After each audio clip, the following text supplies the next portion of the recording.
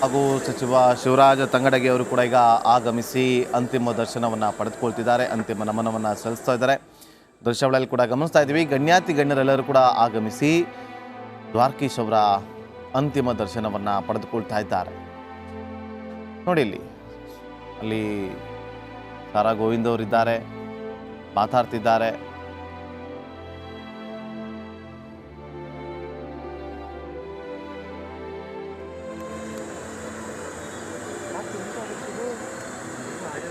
CM Siddaramaiah ಅವರು ಅಂತಿಮ ದರ್ಶನ ಪಡೆದುಕೊಳ್ತಾ ಇರುವಂತಹ ನೇರ ದೃಶ್ಯಾವಳಿ ಈಗ ನೀವು ಇಲ್ಲಿ ಗಮನಿಸ್ತಾ ಇದ್ದೀರಿ. ನಿರ್ಮಾಪಕ ಮಂಜು ಅವರು ಕೂಡ ಅವರು ಅಲ್ಲಿ ಇರುವಂಥದ್ದು, ದ್ವಾರಕೀಶ್ ಅವರ ಪುತ್ರ ಅಲ್ಲಿರುವಂಥದ್ದು ಅದನ್ನು ಕೂಡ ಗಮನಿಸ್ಬೋದು. ಇಲ್ಲಿ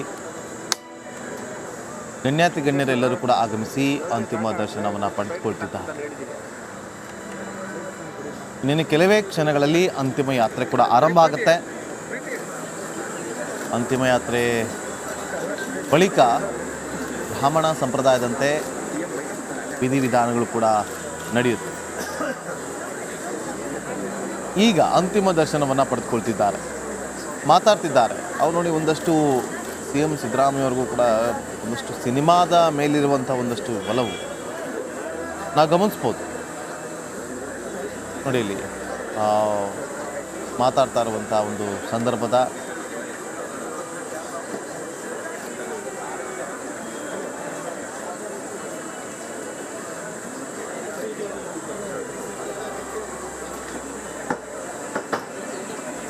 ಏನು ಮಾತಾಡ್ತಾರೆ ಅನ್ನುವ ಒಂದು ನಿರೀಕ್ಷೆ ಅಂತೂ ಇದ್ದೇ ಇದೆ.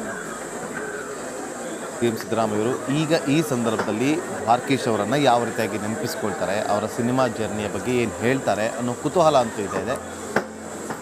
ಅಂತಿಮ ದರ್ಶನ ಪಡೆದು ಈಗ ಬರ್ತಾ ಇರುವಂಥ CM ಸಿದ್ದರಾಮಯ್ಯ ಅವರು ಈಗ ಮಾತಾಡ್ತಾರೆ. ನಿರೀಕ್ಷೆ ಇದೆ, ಏನು ಮಾತಾಡ್ತಾರೆ ಅನ್ನುವ ಕುತೂಹಲ.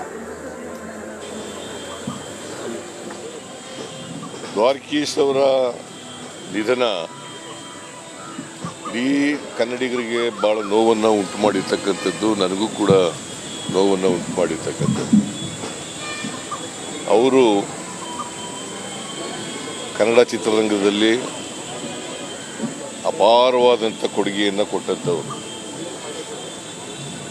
ನಟರಾಗಿ, ನಿರ್ದೇಶಕರಾಗಿ ಮತ್ತು ಪ್ರೊಡ್ಯೂಸರ್ ಆಗಿ, ನಿರ್ಮಾಪಕರಾಗಿ ಕನ್ನಡ ಚಿತ್ರರಂಗಕ್ಕೆ ಭಾಳ ಸೇವೆಯನ್ನು ಸಲ್ಲಿಸಿದ್ದಾರೆ.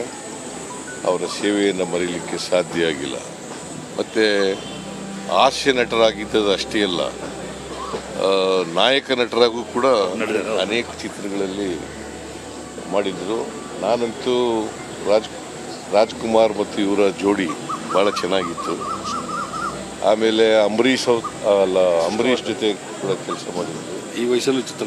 ಆಮೇಲೆ ನಮ್ಮ ಯಾರು ಅವರು ವಿಷ್ಣುವರ್ಧನ್ ವಿಷ್ಣುವರ್ಧನ್ ಅವರ ಚಿತ್ರದಲ್ಲಿ ಪಾಪ ಭಾಳಷ್ಟು ಏಳು ಬೀಳುಗಳನ್ನು ಕಂಡಿದ್ದಾರೆ. ಆದರೂ ಕೂಡ ಅವರು ಕನ್ನಡ ಚಿತ್ರ ನಿರ್ಮಾಣ ಮಾಡ್ತಕ್ಕಂಥದ್ದು, ನಿರ್ದೇಶನ ಮಾಡ್ತಕ್ಕಂಥದ್ದು, ಆ್ಯಕ್ಟ್ ಮಾಡ್ತಕ್ಕಂಥದ್ದನ್ನು ಬಿಡ್ತಿರಲಿಲ್ಲ. ಅವ್ರು ಎಷ್ಟೇ ಕಷ್ಟಗಳು ಬಂದರೂ ಕೂಡ ಅದನ್ನು ಸಹಿಸ್ಕೊಂಡು ಕನ್ನಡ ಚಿತ್ರರಂಗ ಬೆಳೀಲಿಕ್ಕೆ ಭಾಳ ಅಪಾರವಾದಂಥ ಕೊಡುಗೆಯನ್ನು ಕೊಟ್ಟಿರ್ತಕ್ಕಂಥವ್ರು. ಎಲ್ಲಕ್ಕಿಂತ ಮುಖ್ಯವಾಗಿ ನಮ್ಮೂರಿನವರು, ಮೈಸೂರಿನವರು, ಹುಣಸೂರಿನಲ್ಲಿ ಹುಟ್ಟಿದವರು, ಮೈಸೂರಿನಲ್ಲಿ ವಿದ್ಯಾಭ್ಯಾಸ ಮಾಡಿದವರು. ಸೊ ಹಾಗಾಗಿ ಮೈಸೂರಿನವರು. ಸೊ ಮೈಸೂರು ಕಂಡ್ರೆ ಭಾಳ ಪ್ರೇಮ ಇತ್ತು, ಅವರಿಗೆ ಪ್ರೀತಿ ಇತ್ತು.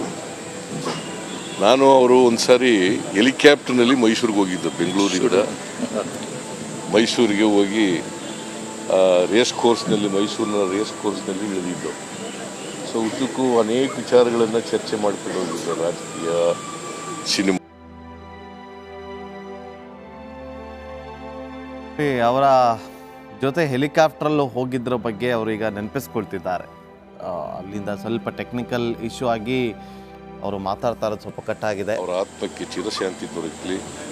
ಅವರ ಕುಟುಂಬ ವರ್ಗದವರಿಗೆ ಅವ್ರ ಸಾವಿನ ದುಃಖವನ್ನು ಭರಿಸ್ತಕ್ಕಂಥ ಶಕ್ತಿ ಕೊಡಲಿ ಅಂತೇಳಿ ನಾನು ದೇವರಲ್ಲಿ ಪ್ರಾರ್ಥನೆಯನ್ನು last film Shivraj Kumar last film ಅವರು ಹೋದ ನಂತರ ಕೂಡ ಒಂದಷ್ಟು ಮಂದಿಗೆ ಸ್ಫೂರ್ತಿಯಾಗಿದ್ದಾರೆ. ರಾತ್ರಿ ಅವರ 2 ನಯನಗಳನ್ನು ಡಾಕ್ಟರ್ ರಾಜ್ಕುಮಾರ್ ಏನು 5ನೇ ಇದಕ್ಕೆ ಡೊನೇಟ್ ಮಾಡಿದ್ದಾರೆ. ಆ ಮೂಲಕ ಒಂದು 7-8 ಜನಕ್ಕೆ ಸೃಷ್ಟಿಯಾಗುವಂಥ ಮಹತ್ ಕಾರ್ಯ ದೃಷ್ಟಿ ಕೊಡ್ತಕ್ಕಂಥ ಕೆಲಸ ಮಾಡಿರ್ತಕ್ಕಂಥದ್ದು ಭಾಳ ಶ್ಲಾಘನೀಯವಾದದ್ದು. ಅದನ್ನು ಅವರಿಗೆ ಸತ್ತ ಮೇಲೂ ಕೂಡ ಸಮಾಜಮುಖಿಯಾಗಿ ಕೆಲಸ ಮಾಡೋದಂಥವ್ರು. ಸೊ ಅಂಥವ್ರನ್ನು ನಾವು ಕಳ್ಕೊಂಡಿದ್ದೀವಿ. ಅದಕ್ಕೆ ಭಾಳ ಮುಖ್ಯವಾಗಿ ಕನ್ನಡ ಚಿತ್ರರಂಗ ಅವರ ಸಾವಿನಿಂದ ಬಡವಾಯಿತು ಅಂತೇಳಿ ಹೇಳ್ಬೇಕು. ಕನ್ನಡ ಚಿತ್ರರಂಗ ಅವರ ನಿಧನದಿಂದ ಭಾಳ ಬಡವಾಯಿತು. ಒಬ್ಬ ಕನ್ನಡ ಪ್ರೇಮಿಯನ್ನು ಕಳ್ಕೊಂಡಿದ್ದೀವಿ. ಶಿವರಾಜ್ ಕುಮಾರ್ ಲಾಸ್ಟ್ ವಾಣಿಜ್ಯ ಮಂಡಳಿ ಪರವಾಗಿ ಯಾವುದು ನಿರ್ಮಾಣ ಮಾಡಿದ್ದಾರೆ. ಶಿವರಾಜ್ ಕುಮಾರ್ ಇವರೇ ನಿರ್ಮಾಣ ಮಾಡಿದ್ದಾರೆ. ನೀವೇ ನಿರ್ಮಾಣ ಮಾಡಿದ್ರ? ಸರ್ ವಾಣಿಜ್ಯ ಮಂಡಳಿ ಪರವಾಗಿ ಏನಾರ ಅವ್ರಿಗೆ ಗೌರವ ಕರ್ನಾಟಕ ಕೊಡ್ಬೋದಾ ಅಂತ ಕೇಳಿದ್ರು ಮಾಧ್ಯಮ